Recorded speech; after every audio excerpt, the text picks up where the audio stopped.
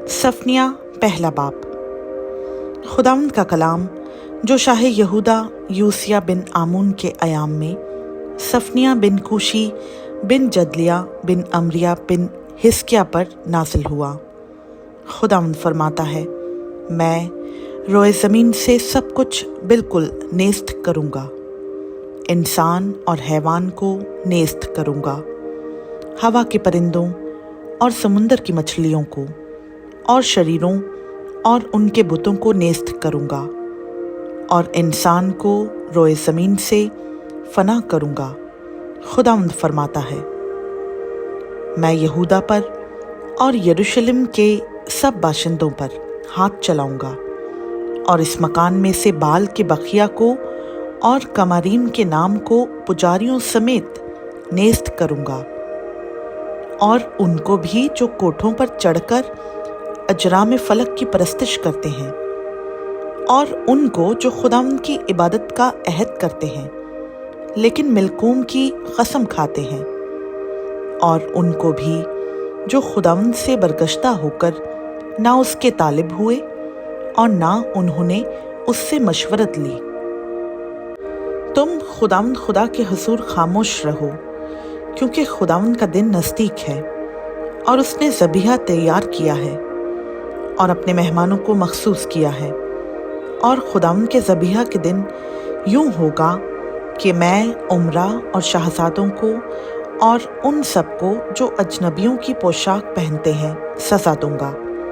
मैं उसी रोज़ उन सबको जो लोगों के घरों में घुसकर अपने आका के घर को लूट और मकर से भरते हैं सज़ा दूंगा।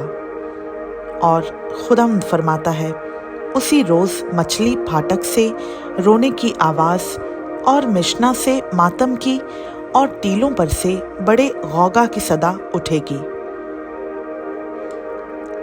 ए मकदीस के रहने वालों, मातम करो, क्योंकि सब सौदागर मारे गए, जो चांदी से लदे थे सब हलाक हुए। फिर मैं चिराग लेकर यरूशलेम में तलाश करूँगा, और जितने अपनी तलछट पर जम गए हैं और दिल में कहते हैं कि खुदावंद सज़ा और जज़ा ना देगा, उनको सज़ा दूंगा। तब उनका माल लुट जाएगा और उनके घर उजड़ जाएंगे। वो घर तो बनाएंगे पर उनमें बूदोबाश ना करेंगे, और ताकिस्तान लगाएंगे पर उनकी मै ना पिएंगे। खुदावंद का रोज़े असीम क़रीब है, हाँ वो नज़दीक आ गया, वो आ पहुँचा। सुनो खुदावंद के दिन का शोर, ज़बरदस्त आदमी फूट फूट कर रोएगा।